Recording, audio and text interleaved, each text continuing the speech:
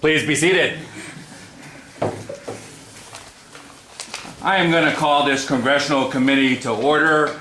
Our committee is very excited to listen to your testimony today. We're going to ask that you speak aloud, clearly, and distinctly so that everyone can hear you. As Mr. Clark has indicated, competition on Saturday, you're going to be in a very large room. And while you're testifying to the Congressional Committee, there's other members of the audience that will also want to hear what you have to say. So this is Unit 1, Reno High School. Unit 1 is what are the philosophical and historical foundations of the American political system? The question we have chosen for you is question number 3. What effect did colonial experiences have on the founders' views about rights and government? In what ways were 18th century American and British societies similar or dissimilar in terms of the rights of individual liberty, equality of opportunity, and property? How did early state constitutions reflect colonial experiences as well as the ideas of classical republicanism and the natural rights philosophy? You may begin. The basic heritage of America, tolerance, moderation, and individual liberty, were implanted from the very beginnings of European settlement. In these words, Senator James Fulbright captured the essence of American roots, planted with the seeds of natural rights and classical republicanism, and fortified by the turbulent experiences of colonial societies. The colonies were initially founded on royal charters, which, influenced by English common law, guaranteed the colonists individual liberties, rights of Englishmen, which governments must not infringe upon. English legal traditions so heavily influenced the founders that the Eighth Amendment reflects the language of the 1689 English Bill of Rights nearly verbatim. Despite many cultural similarities between the colonies and Great Britain, circumstances generated crucial differences. In terms of property, the island of Great Britain had limited land, mostly owned by the aristocracy. The New World had cheap, easily attainable land, allowing for more diverse property owners. In England, rank among classes was stratified by family name or title. However, a noble title meant nothing in the colonies, where one survived on hard work alone. This social fluidity created an equal opportunity to advance in society, reflected by Congress's constitutionally denied power to grant titles of nobility. The Mayflower Compact, the first governing document of the New England colonies, greatly resembled the Magna Carta and represented how colonists' views of rights aligned with those of the British. Article 25 of the Delaware State Constitution demonstrates the influence of British law and state constitutions. The common law of England shall remain in force. Salutary neglect, which ended with the Proclamation of 1763, allowed colonial governments time to evolve individual identities without the Crown's heavy hand. Protest of the Quartering Act of 1765 strengthened the founders' belief in the Old English proverb, "A man's home is his castle," a view now expressed in the Third Amendment of the Constitution. Writs of assistance evoked such a negative response that multiple early state constitutions provided against them, including the North Carolina Constitution, which stated in Article 11 that general warrants are dangerous to liberty and ought not to be granted. Natural rights philosophy emphasizes the rights of an individual and a social contract made among persons as consent to form a government. John Locke's Second Treatise of Government established the doctrine of natural, inalienable rights by stating, "All men are naturally in a state of perfect freedom to order their actions within the bounds of the law of nature." Jean-Jacques Rousseau dictated the theory of social contract. These philosophies are reflected in early state constitutions, such as the Virginia Declaration of Rights, which states that all men are by nature equally free and independent and have certain inherent rights, of which, when they enter into a state of society, cannot by any compact be deprived. Classical republicanism impressed civic virtue, the moral responsibility of citizens to participate in government and community through voting and volunteering, and emphasized education. Cicero stated that cultivation to the mind is as necessary as food to the body, which is exemplified in the Massachusetts Constitution of 1780, which stated wisdom and knowledge, as well as virtue, are necessary for the preservation of rights and liberties. Aligning with this ideal of education being crucial for the common good, top universities have partnered with the Knowledge is Power program to help underprivileged students get college degrees. As Abraham Lincoln eulogized, our nation is a government of the people, by the people, for the people. Of the people represents the social contract theory of natural rights. By the people stems from the colonial experiences of monarchical government. For the people embodies the idea of civic virtue and classical republicanism. This key American phrase unifies natural rights, classical republicanism, and 18th century colonial societies. Thank you. All right, thank you. The first question I have for you, it is clear that based on your testimony that the colonial experience did in fact influence the founders in the creation of our Constitution. And I think it's pretty clear we want other countries to also have democracy and democratic constitutions. If those other countries don't have a similar colonial experiences, how can they know what kind of constitution they really want? Currently, there are revolutions going on in Syria and the Middle East, and that stems from what's called the Arab Spring, which occurred. Now, we're not saying that they have to have the same experiences as the United States had. In fact, it would be better if they had different ones, because constitutions are cultivated to the populace of the region. And it wouldn't be right if the Constitution was cultivated in terms of experiences of the United States as opposed to experiences of these governments, which means that they have their own experiences which should influence their own unique constitution. An example of this would have to be the French Revolution, in which our Declaration of Independence extremely influenced the French Revolution and the following declaration there and their constitution, which was not necessarily working because they tried to base it off of American experiences rather than French experiences. Great Britain is a great example of how it is not necessary to have a revolution to come to a constitution. Although their constitution is unwritten, it was evolved over many generations, thousands of years, starting with the Magna Carta and continuing on to the Petition of Rights.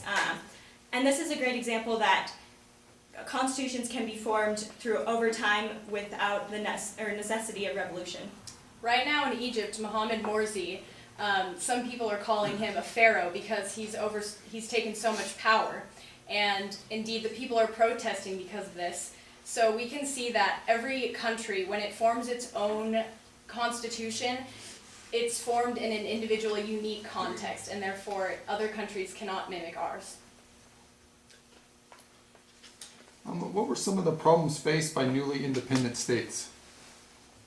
A large problem facing newly independent states was the ability to tax their citizens, the ability to fund the war that had just occurred. A repercussion of this was Shays' Rebellion, which occurred under the Articles of Confederation, which were a weak form of governance. The states had all the power and therefore didn't have any uniform tax code and couldn't supply the federal troops which had won the revolution. That was a huge issue with the newly independent states. You guys are talking about colonial experiences. To what extent should the colonial interpretation of rights and interpretation of what the Constitution meant at the time in 1788, to what extent should that influence our interpretation of the Constitution today? Well, among the Supreme Court justices, there is one of them who is a contextualist, who interprets the Constitution in exactly what the words mean. And there are others who are more of originalists who interpret it in the way that it was interpreted and meant to be when it was written, which is one of the ways that it is actually very influential, that interpretation of the Constitution today, because among those on the Supreme Court who rule in extremely important cases that influence all of us every day, such as Arizona v. United States, which got rid of parts of the Arizona immigration law, among those justices are ones that interpret it in exactly how it was intended when written.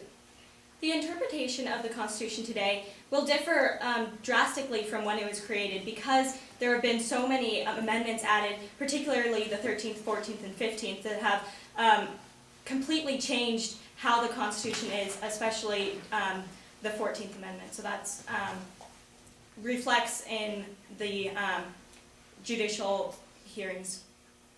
The internet is something that the founders probably could not have anticipated. Therefore, privacy, search and seizure can be considered differently as cited in the Fourth Amendment.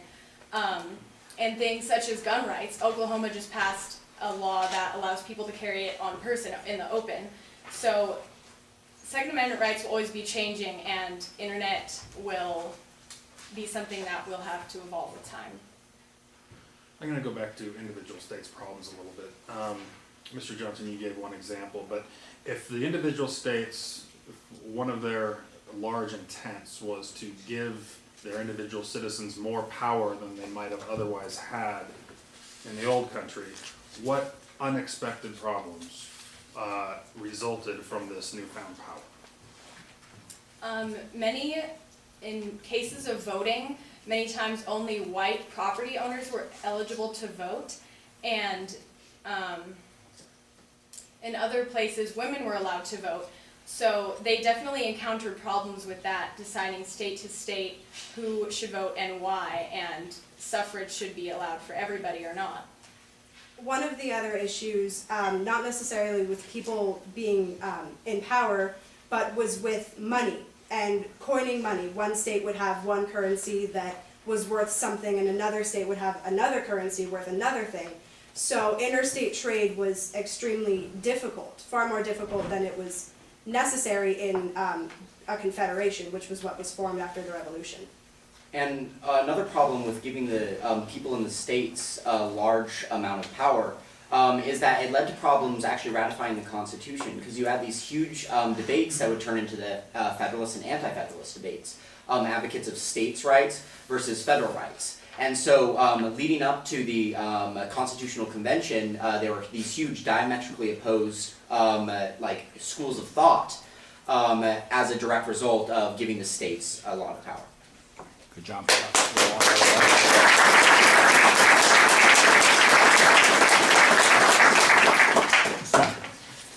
Well, yeah, I said on Monday, when I heard you guys give this same exact presentation, that you guys were outstanding, and it's not changing any of my opinions on that. Particularly in your, just your prompt and quick going to examples from the first sentence of your response. That's the best way to get the judges on your side saying, I should listen to you. It's not just, otherwise, it's not just a Facebook post. You know, it's somebody actually knowing what they're talking about and saying something.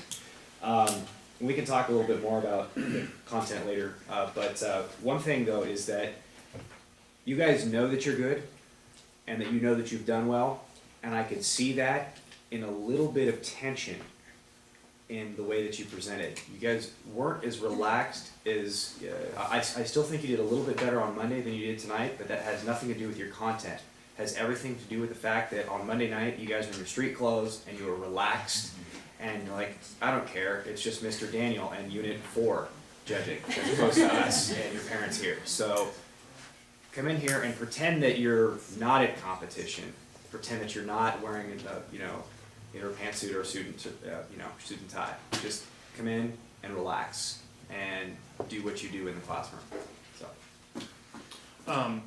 You get the judges on your side by answering the questions directly, but you get the judges on your side before that by looking at us when you're giving your testimony, and you all did that really well, more so than I've noticed in the past when I've been judging the dress rehearsals. So that immediately got me on your side, made me listen, prepare my questions, and it was all four of you did that really effectively, and you all answered questions great too, with specific examples, using modern examples, using the justices. I really liked that. So that really helped. That was very well done. It was a really good team effort. You guys build upon each other's points. Everybody had their own point, and it was very good as you weaved current and historical references. I like the gesturing. I thought everybody had powerful gesturing and eye contact as well, and I think that's powerful. It shows confidence when you're speaking, and that was very impressive. Good job. I was very impressed. You'll learn that there'll be 9 schools competing on Saturday, and they'll be listening to 9 4-minute presentations, and they're all going to be good. But what was very good about your presentation, it was easy to follow. When you're listening to 9, it's important for the judges to be able to follow along with your testimony, and was able to do that. It was full of quotes, citations to philosophers. You gave specific examples that occurred, in British society that influenced our founders. That was very good. It's very important that every sentence means something, have a fact, have a quote, have some substance, and you did that. I like the fact the content was excellent. The content was excellent on the 4-minute presentation. It was also excellent on the cross-examination question. All the 4-minute presentations are going to be good. Where you will shine is in your cross-examination. You did a very good job. Presentation-wise, you had excellent eye contact. You smiled. You didn't, you weren't so, uptight about it. That was excellent.